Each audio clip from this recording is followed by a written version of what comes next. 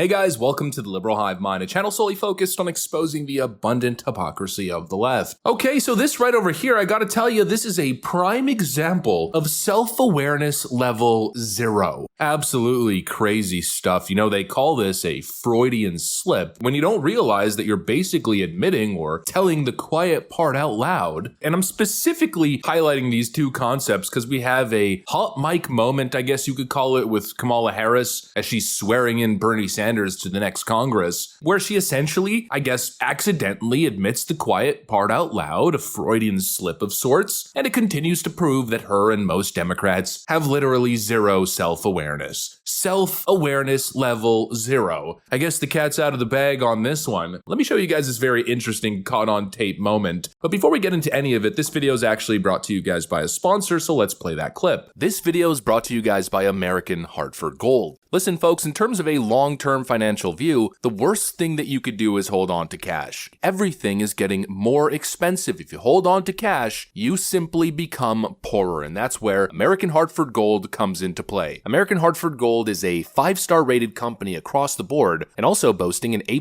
rating at the Better Business Bureau. These guys are simply the best, and they're here to protect you in these inflationary times by diverting a portion of your portfolio into solid precious metals, gold and silver. And friends, American Hartford Gold makes it as easy as it gets. All you got to do is give them a call, and they'll have physical gold and silver sent to your doorstep or directly deposited into your IRA or 401k. It's a no-brainer, folks. Hold on to the world's oldest and most stable investment. That's precious metals. Protect yourself from inflation, and all it takes is a single phone call. And you probably thought I was done there, but nope, it gets even better because they're currently running a special promotion where you can receive up to $15,000 in free silver on qualifying purchases. Friends, like I said, it's a no-brainer. Protect yourself against the incompetence of these useless, empty suit politicians by simply giving a call to 844-440-1005. That's 844-440-1005, or text Hivemind. That's one word, Hivemind, to 65532. Again, that's text Hivemind to 65532. A huge thank you to American Hartford Gold. Now back to the video. All right, so I already laid out the context there in the intro, and hopefully it's still fresh in your mind even after the ad that I played. Let's just play that clip and see if you pick up on the same thing as me. Stand right there. That is not your nature to just stand where you're told to stand. Give it a try.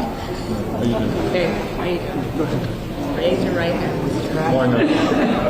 Do you solemnly swear that you will support and defend the Constitution of the United States against all enemies, foreign and domestic, that you will bear true faith and allegiance to the same, that you take this obligation freely without any mental reservation or purpose of evasion, and that you will well and faithfully discharge the duties of the office upon which you are about to enter, so help you God. Congratulations, Senator Sanders. I'm impressed that you have memorized that whole thing. That's pretty good. Well, you know, I've done it a few times. All right, perfect. You too, my dear. Ready? 1, 2, and 3. Thank you very much. Take care. Okay. Bye-bye. Yeah, that was supposed to be a joke. She's talking to Bernie Sanders and makes a joke, stand right over here. Although I know that it's not in your nature to just stand where you're told, but try to give it a try. She thinks it's so funny, and obviously to a certain extent, it's an attempt at clever, lighthearted humor. Bernie Sanders, oh, you know, this guy, he treads his own path, which in a way is kind of true, kind of. He's also one of the biggest pushovers and ends up being a complete establishment shill when it's all said and done, but anyways, she thinks it's just a clever, lighthearted, humorous joke, but in reality, I think she inadvertently exposed a glaring truth about the Democrat Party. The DNC demands loyalty. They demand obedience, complete submission to the party machine. And if you don't comply, well, then what happens? You're punished, you're sidelined, you're shunned. And that's where this joke just doesn't hit. Because if we're talking about these concepts, I mean, who's the first person that we would ask questions? It's frickin' Bernie Sanders. Let's not forget the many ways the Democrat Party has essentially abused, manipulated, and outright sabotaged Bernie Sanders over the years. In 2016, he was gaining unprecedented momentum as an anti-establishment pick in the Democratic primaries. He was energizing young voters and independents, honestly, like nobody else. I'd say even more than Donald Trump was at the time during the actual primaries. But what happened? The DNC rigged the system against him. And it's funny because that was their actual opportunity to start pivoting towards socialism, which secretly is what the party elite actually want. You know, back then there was actually an appetite for socialism. People had drank the Kool-Aid. I mean, it was prime time for the socialist snake oil loyal salesman, but they rigged the system and pushed him out. And eventually we got leaked emails revealing how party officials essentially worked behind the scenes to ensure Hillary Clinton secured the nomination.